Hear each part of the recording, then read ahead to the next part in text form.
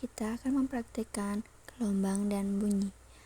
Alat dan bahan yang kita butuhkan yaitu yang pertama adalah air.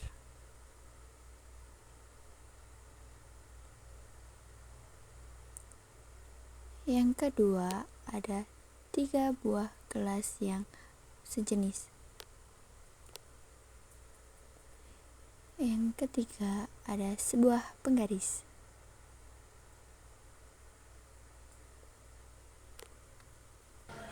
Langkah yang pertama, tuang air sampai penuh di gelas pertama. Langkah yang kedua adalah tuang air setengah di gelas kedua. Langkah yang ketiga, tuang air sedikit di gelas ketiga. Setelah itu, pukul gelas bergantian dengan penggaris yang telah disiapkan sebelumnya dan dengarkan suara yang dihasilkan. Dapat didengarkan, suara yang dihasilkan dari pukulan tersebut berbeda-beda. Pada gelas yang berisi air yang penuh akan menghasilkan bunyi yang lebih rendah. Itu disebabkan karena ketika gelas yang berisi air penuh menghasilkan getaran yang merambat melalui air dan getarannya lambat, sehingga bunyi yang dihasilkan lebih rendah. Untuk gelas yang berisi volume setengah menghasilkan suara yang lebih tinggi dari gelas yang penuh dengan air. Sedangkan gelas yang terisi air sedikit akan menghasilkan suara paling tinggi. Ini dikarenakan getaran lebih cepat, bunyi akan lebih keras dan tinggi. Jadi kesimpulannya, semakin sedikit air yang berada di dalam gelas, maka akan semakin tinggi suara dan getaran yang dihasilkan. Pada video yang kedua, yaitu cahaya dapat dipantulkan. Alat dan bahan yang digunakan, yang pertama ada senter, dan yang kedua ada cermin datar. Langkah yang pertama yaitu nyalakan senter ke arah cermin datar. Kemudian, lihatlah apa yang terjadi. Cahaya senter yang diarahkan ke cermin datar dipantulkan ke arah objek.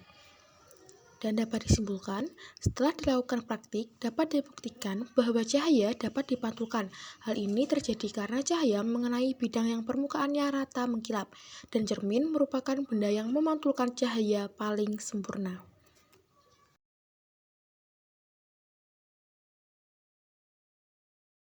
Pada video yang ketiga, kita akan melakukan praktikum menembus benda bening. Alat dan bahan yang digunakan adalah senter untuk pencahayaan dan kaca sebagai benda bening.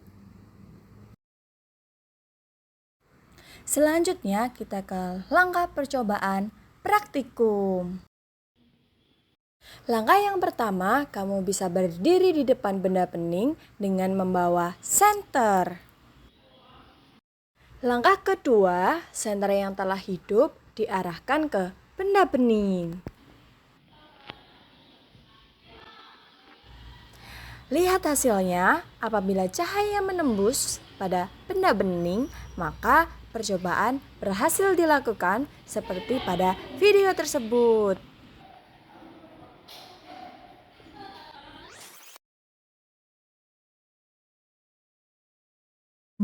Dari video tersebut dapat disimpulkan bahwa cahaya dapat menembus benda bening. Hal ini disebabkan benda yang bersifat bening bisa ditembus oleh cahaya. Benda yang memiliki partikel tidak berwarna atau transparan dapat dirambati cahaya dengan mudah. Jika cahaya mengenai objek gelap, cahaya tidak akan menembus tetapi membentuk bayangan. Nah, contoh dari sifat cahaya menembus benda bening adalah seperti video yang kami praktekkan. Selanjutnya, masuk pada percobaan keempat, yaitu cahaya dapat dibiaskan. Alat dan bahan yang digunakan dalam percobaan ini adalah 1 buah gelas, 1 buah ballpoint, dan 1 buah wadah bening. Langkah pertama yang harus dilakukan adalah menuangkan air ke dalam wadah bening yang sudah disiapkan. Secukupnya saja ya, lalu masukkan ballpoint ke dalamnya. Setelah itu, amati apa yang terjadi pada ballpoint dalam wadah tersebut. Nah, dapat kita lihat bahwa ballpoint pada wadah yang berisi air tersebut terlihat seperti patah. Inilah yang dinamakan cahaya dapat dibiaskan.